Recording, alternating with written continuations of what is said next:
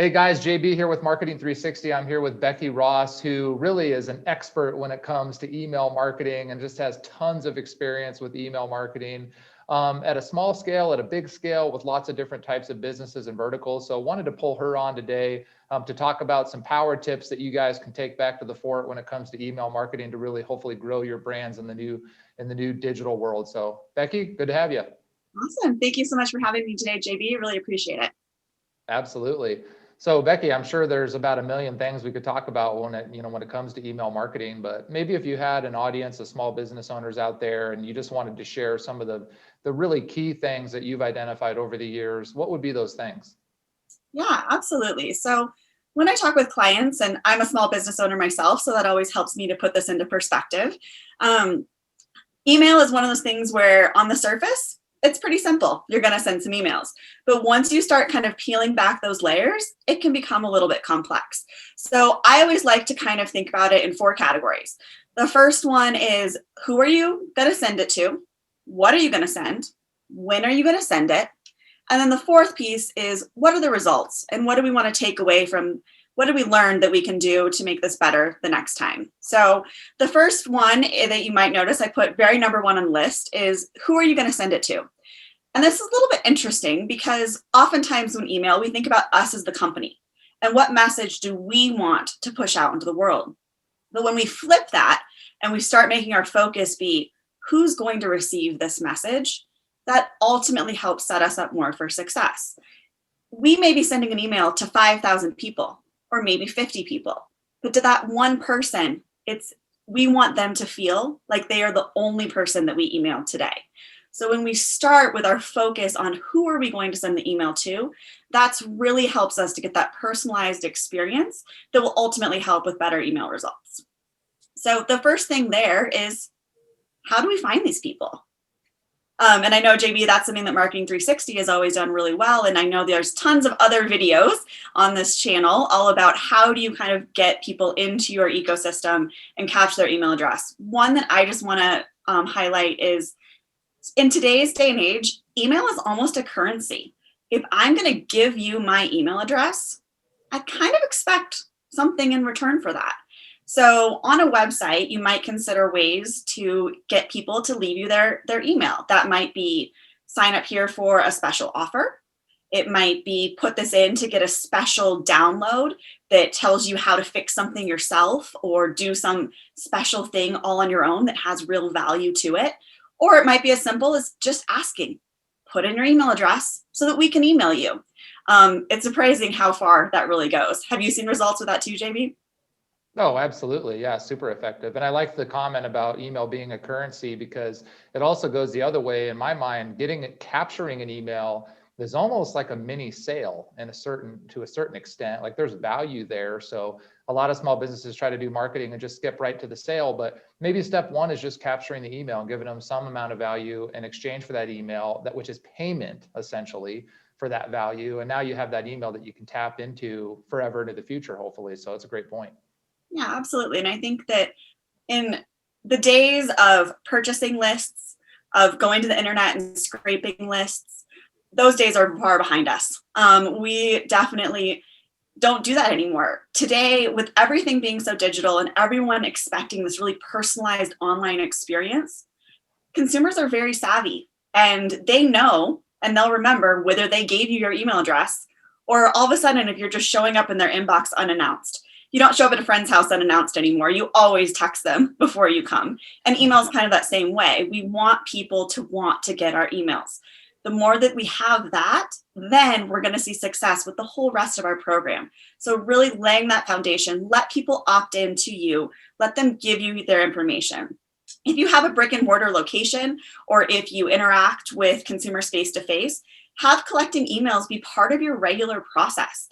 So if you are a brick and mortar store or location, have a sign there right next to the register that says, go ahead and give us your email address and tell them what they're going to get. Be upfront. You're going to get offers. You're going to get information. You're going to get every holiday. We do a special promotion. Hey, on your birthday, you get a free massage.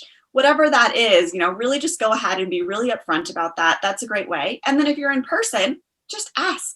Again, we're all used to that, but a lot of people forget. Every time you check out someone, if you're a landscaper and you're going and you meet with someone and you do a one-time aeration, that happens once a year. How are you going to get that person back in the spring? You're going to just go ahead and ask for their email. Now you have it, and we can do all the other steps to that. So the first one is really just capture that email and make sure that the people truly want to be on your list. I love it. It's so critical. I mean, you have to have that. And the beauty is the longer you do that over the course of many years, your list becomes larger and larger. And you can tap into that, and the opportunity for additional revenue is so much larger when you have a large list, you know? And so over time, you're actually seeing an increase in your sales for seasonal promotions, for holiday specials, things like that, simply because it's maybe the exact same email campaign that you're running, but the list is growing every single year. So you're just getting more and more and more sales. So that's huge. Yeah, absolutely. And my only last point here before we jump on to the fun stuff, talking about what we're actually going to send in those emails, is just make sure that you're organized and you're keeping everything in one place. So for some people, that may be a spreadsheet. Of course, I would recommend a CRM system where you can capture all of the information and just have it right there. That becomes your asset. As I mentioned, an email is only as pretty and only as good as the person that you have to send it to. So you can have a beautiful email. If you have nobody to send it to, you're really not going to get any value from that. So having a CRM, and the more information you can capture, the more power then you have to personalize your emails and really get the right message to the right person at the right time. So noting things like, what type of services do they always like? When is their birthday? Do they have a certain product that they love? All of those things can then be fields that you can use for personalization when you're actually going to send the emails. Yeah, and it also really unlocks automation, right? With a CRM system, you can create rules that when people follow into a certain bucket, they get an email, you know, or a certain automated cadence of emails. And so super powerful, and it doesn't take you a lot of time really to manage it. It's basically, it is automated, but you just have to set it up properly. And then you have to obviously keep your contacts updated appropriately. But if you do those things, then the emails are just going out. Absolutely. I mean, I do, being in charge of all the email automation here for Marketing 360, I can tell you that I kind of have a rule. If I send the same email 3 to 5 times in any one-off scenario, for me, that's my trigger of, now I'm wasting my time. I need to put in an automation for this going forward. Yes, it may take me 30 more minutes to build that automation the one time, but now it's going to run for life. And so ultimately it's going to end up saving me all the time in a week and a month. And often these have a lot of longevity, and you can use the same emails for a couple of years even. Great point. Yeah, it makes you so much more efficient. Absolutely. So the next one kind of on my how I think about email marketing is, what are we going to send? And this is one where I think what's actually easiest is, email is become, currently there's 3.9 billion people that interact with email every single day. So we are our own best critic. Every day we receive hundreds of emails, and we look at them and we decide, was that a good subject line? I don't know. Did I open it or did I not open it? Once I opened it, was it interesting, or did I immediately delete that email? So you yourself have so much experience with email. You literally do it all day, every day. So take those things and start noticing, what do you get excited about? What are things that you would like to receive from a company that you love and that you're loyal to? And that's where I usually start my brainstorming and start my lists. Things for small business owners, there's the obvious things like, welcome. As soon as someone fills out a form on our website, we want to start them down a journey that's saying, thank you for filling out the form. And we want to start providing that value to them. Every email should have some sort of value. It's a give and take. Back like when we were talking about currency for an email, or for giving an email address, every email is kind of that same way. We want to provide value and give something to that person receiving the email in every instance. So things that could be coupons, that could be promotions. Those ones are kind of the easy ones. And then it can be knowledge and education. So if you are a plumber and we're headed into winter time in Colorado, so why not go ahead and send an email saying, here's 5 things that you should check for in your house to make sure you're ready for the winter. Go ahead and check on, under your sink and your sprinklers and all of these things. Then you're providing value to the person receiving the email. Now, of course, we all know that you have a purpose to send the email. So that's where you marry it. I like to provide both things in every email I send. I like to provide value. And then you can also ask them for something in return. So maybe that's call to book. Don't want to do this yourself? Click here to have us come out and do that for you. So people expect to receive an offer or an ad or a call to action, but I try to really just do those two things together to kind of soften that a little bit and make them more open to receiving what we would ultimately like them to do, which is usually on an email to either pick up the phone and call us, contact us, or click through to a landing page where we hope that they take a further action, like watch a video or fill out another form. 100%. I mean, unbelievable tips, great information. Hopefully you guys are taking this in, taking notes and doing these things. But if you don't feel like doing it, call Marketing 360 because we can help do it for you. See how I just did that? That's basically exactly what the email should do, right? That's exactly what the email should do.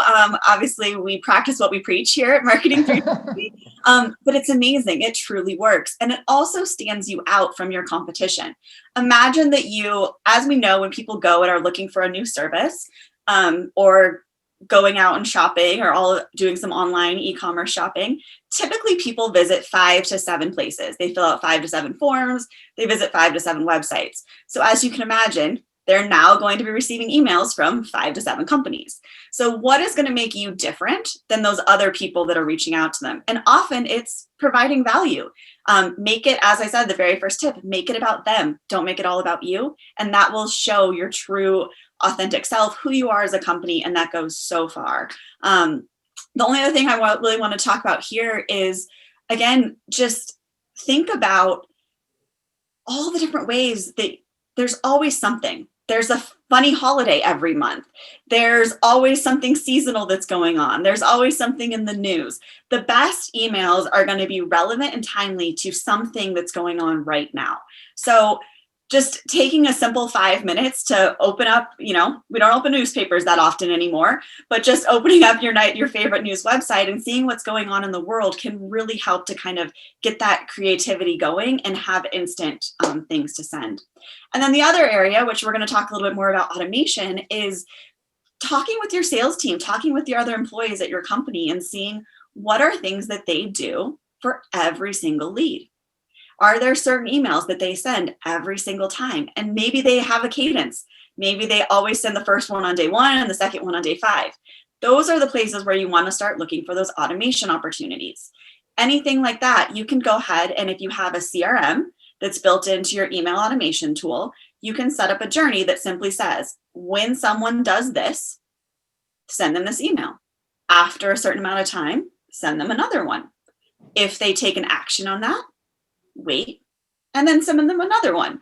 So you can set up all these decision rules and you end up having this nice tree. And it really does the work for you. So that's just kind of on there about what are you sending. Those emails, the automation emails, can still be, like we've discussed, have value and have content, but they can also be a little bit more transactional in nature. If you know, for example, that, let's go back to our lawn care example. If you know that you do a landscaping project and it's more of a bigger project. Now you know, and you put in some new sod. 2 weeks later, it's going to need to be mowed.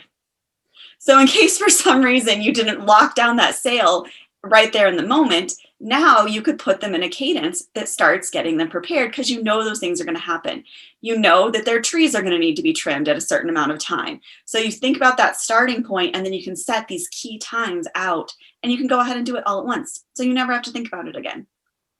I love it. It's just about staying top of mind, right, at the right time. And so if you think about what your customers need, the questions that they have, where they are in the process, all those different things, there's going to be trigger points that would be perfect opportunities to send along these reminders. And your team might be doing these things manually, but then it's prone to human error and mistiming and inconsistencies, and ultimately it's just taking them time at a minimum that they could be spending doing revenue generating tasks. And so how do we automate that? And so there's just so many opportunities when you think about it. Maybe just think of 1 or 2 big ones and just start there, right, with one of them, and then kind of build on that. Absolutely. I think the first one that every single business should have is based off of the contact form on their website. That's your first one. That's where you're always going to start. So if you have a system, of course, Marketing 360 does this. I'd be remiss if I didn't say that. But if you have a system where you have your website, you have a form on your website, when anyone fills that out, that contact information goes to the CRM. And then from there, your automation automatically kicks off. Typically, that looks like some sort of a thank you email, welcome email that goes out within maybe 10, 15 minutes of filling out that form. And then you're going to start them down a journey of education. I like to email about once a week. Depending upon your industry, there are different cadences and best practices. But typically, consumer brands, mass consumer brands, tend to email 3 to 5 times per week, which is a lot. I think we all can probably think of one in our brain right now that's sitting in our inbox and we go, wow, that is a lot of emails. So that once a week time frame seems to be a lot more comfortable for people and keep them looking at your emails and not pressing that unsubscribe button. So setting up that first automation, they fill out a form, they come into your website, and then you send them a thank you email, and then you take them down this journey of weekly emails. And then after a period of time, you can maybe start spreading it out to a monthly email. As we know, people buy when it's the right product at the right time. You may be the right product, but you might not be the right time right now. So getting that monthly email is just enough so that they have that brand recognition. And then when they do want to go and look for that service, I remember that name. Didn't I get an email from them? I'm going to go back and find that. And that's who I'm going to reach out to. No, that's perfect. And, really, I think, there's, for small businesses, there's kind of 2 different tracks. There's when somebody fills out a lead form, let's call it, what is a series of emails that you can send to basically assist the sales process throughout that, or the salesperson? Maybe the first email is just, thanks for reaching out. Here's some of our customer reviews. Maybe the second email is, here's our process that you can expect and why it's a good process, why we do it this way, right? And maybe the fourth email is, the third and fourth is just kind of reinforcing your products and services, maybe some cross-sell opportunities that they haven't thought about yet. Maybe the fourth and fifth one is starting to give them offers because maybe they haven't opened an account yet or signed up with you yet. So maybe you need to give them a promotion. And then outside of that, you have all of the contacts in your database, and what is maybe a monthly email that you can send to them that's not necessarily a monthly newsletter, but something that's a monthly email that's relevant to the times, relevant to the season, like your plumbing example, with value add content in there, and just reminders to stay top of mind, like, hey, have you done this? Have you unhooked your hose? Have you done these things? And reminders for them to call you, or for an HVAC company, Thanksgiving's coming up. Don't be cold for Thanksgiving. Could be an email and with some tips that you can do yourself to make sure that you guys aren't stuck at home cold on Thanksgiving dinner. Or you can call us to come do a maintenance, and so I think there's a monthly email you can come up with to generate repeat sales, but there's also the initial track to generate new customer acquisition. Absolutely. I think that when we think about this, again, if you're having, sometimes the hardest part about email marketing can purely be looking at that blank screen and going, what am I going to talk about?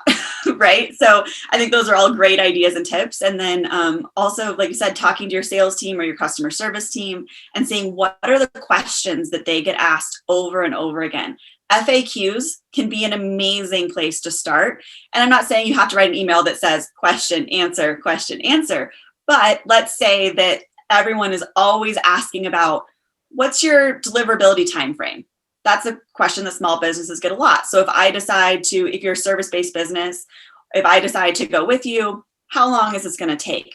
You could put together a real nice little email that says, on average, things take 1 week for this, 2 weeks for this, 3 weeks for this, right? But you've gotten ahead of that, those questions. And then also too, you're just being very authentic. You're laying it out there. You're telling people about your business. And in today's day and age, that goes so far. People no longer want to just have a flashy promotion. They want to know truly, what is your company? What do you stand for? What are your values and goals and mission? And why do I want to go with you for for your services?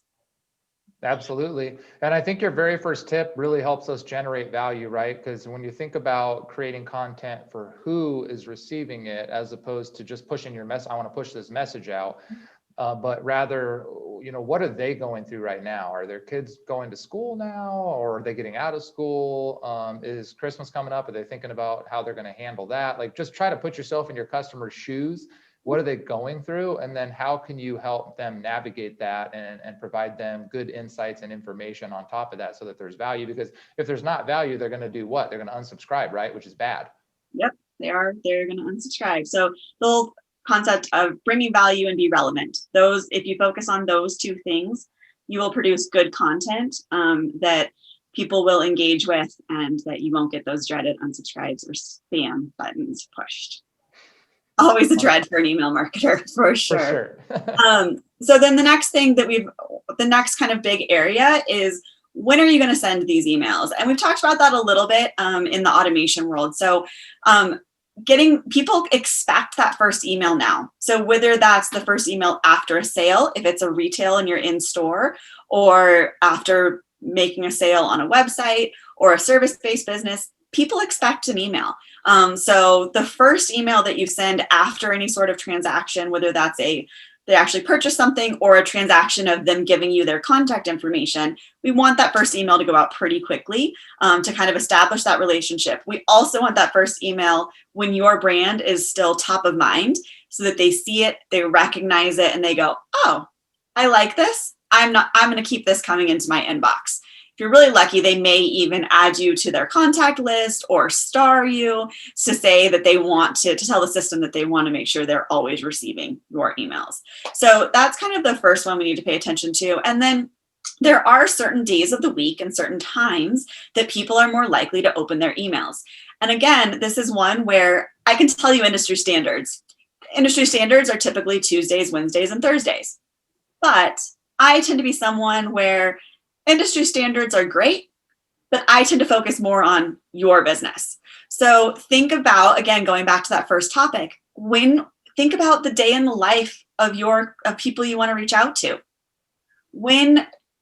If you're trying to reach out to parents, when do they have that 30 minutes where they're scrolling their phone waiting for their kids to get out of soccer practice? If you're targeting super busy executives, when do they have that moment to shift out of business mode and go into checking their personal email? That might be 10 o'clock at night for them. So I really think that instead of focusing on what all the statistics say, focus on your customers and your business and do some A/B testing. Take the exact same email and send one at 6 a.m. on a Tuesday and send the other one at lunchtime on a Wednesday. And then look at your results and see what works, which one got better results. Take that one, put it to the next time, put it to next week, and then test it again against something else and continue to refine that process. Might sound complicated, but if you have a software where literally all you do is go in and say, send time equals this and this, really easy to do. I love it. It's just about those micro improvements over time. And that's just doing more of what's working and less of what's not. Little by little, over time, you get better results. So it's a no-brainer. Yeah, absolutely. And again, I think that my point might be a little controversial in the fact that I don't maybe pay as much attention to large industry trends. But I think that, again, I find success when I focus on the people, when I put myself in their shoes and think, when would I want to do this and how would I want to be treated? That's really going to help more than some statistic or more than some national average. So I, again, focus on your business, what brings you success, and then take that as a win and continue to refine on top of that going forward. So the other thing on just kind of, which I have to mention one more time, is automation here, right? So think about, pay attention to, if you set up an automation that says, take the time someone filled out a form, wait 48 hours, and then send them an email. The great part about that is you're more likely to hit them when they want to be engaged with. They probably filled out that form. If they filled it out at 9 o'clock at night, that's probably when they have their little bit of computer time every night before they go to bed. So set up your automations to be time-based, and you're more likely to email them at a time that's right for them. Again, it's a way for them to specify and kind of control their journey down this path. And the more they feel in control, the better your results are ultimately going to be. It's a good point. I never really thought of it that way, but that's an excellent point, is it's basically customized sending times at that point, right? Based on when they initially took action, which is probably when they're typically available. So I like that. Yeah, I think it's one that, and again, it's one you don't have to think about. All you do is just set your system one time and it takes care of it for you, right? You don't have to start thinking about when are all these times and when are all these dates. Just let the system do your work. Wow, I sound lazy. But email marketing and automation is great because the more you do up front, the more the system runs it for you. It's just being smart, not lazy. Can do more things. Right? Exactly. There's definitely always something else to do.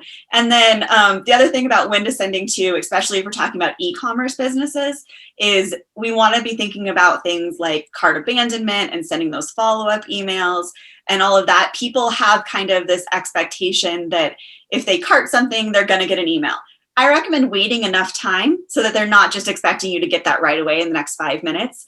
Give them a chance to go ahead and buy it first. But just paying attention to and playing with that time a little bit can really help you to see those results and make an impact for your business. Awesome. Good tips. So the only other thing on my kind of to wrap it all and bring it all full circle is look at your results.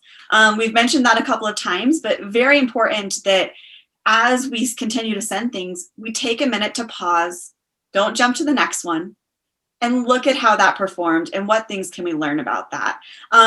There's a couple of kind of the big metrics that you're going to want to take a look at. The first one is open rate. So if you sent your email to 100 people, what percentage of those people actually opened that email? Average open rates, again, you're going to have a little bit of variance based on which industry you're in. Right now, the national average is anywhere between 17% and 24%, depending upon which studies that you look at. So that is nice to kind of know that benchmark. If you're getting over 25%, that is amazing. That means you're sending the right message at the right time and you're being relevant, right? If you drop below 10%, it might be time to take a pause and do some kind of reevaluation. But anything in that realm kind of tells you that you're on the right track. And then the next one thing we want to look at is click-through rate. Click-through rate to me is maybe not as relevant depending upon what type of business you have. If you are sending an email where your goal is that they pick up the phone and call you, you're not going to be able to track that with a click-through rate. If you're sending an email where the whole point is for them to click through and watch a video like this, you're going to really want to focus on that click-through rate because you want to see how many people are actually interested enough to go through and watch the video. So that's one that kind of depends a little bit on your individual business. And then the one that you want to look at is unsubscribe rate. So what percentage of people are unsubscribing from your emails?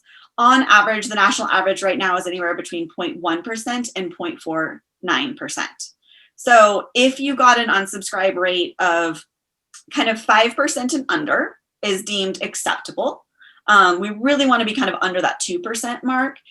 If you started to get an unsubscribe rate over 5%, it might be time to stop and evaluate and kind of look at what you're sending and make sure you're focusing on the value and the person as we discussed before. And then I can't get off of talking about email marketing without just mentioning, make sure that you're using a system that's going to ensure that you are compliant with the canned spam laws in the United States, or if you are not in the US, your local laws. So we need to make sure that we're using a system that has an unsubscribe built right into it. People need the right to be able to click on an email and unsubscribe from it. You technically have 10 days to unsubscribe them via the law, but our best practice is unsubscribe them right away. And using a software system that does that is really recommended. And then, of course, you need to be ensuring for the laws that you have your physical mailing address in the footer of every email that you send.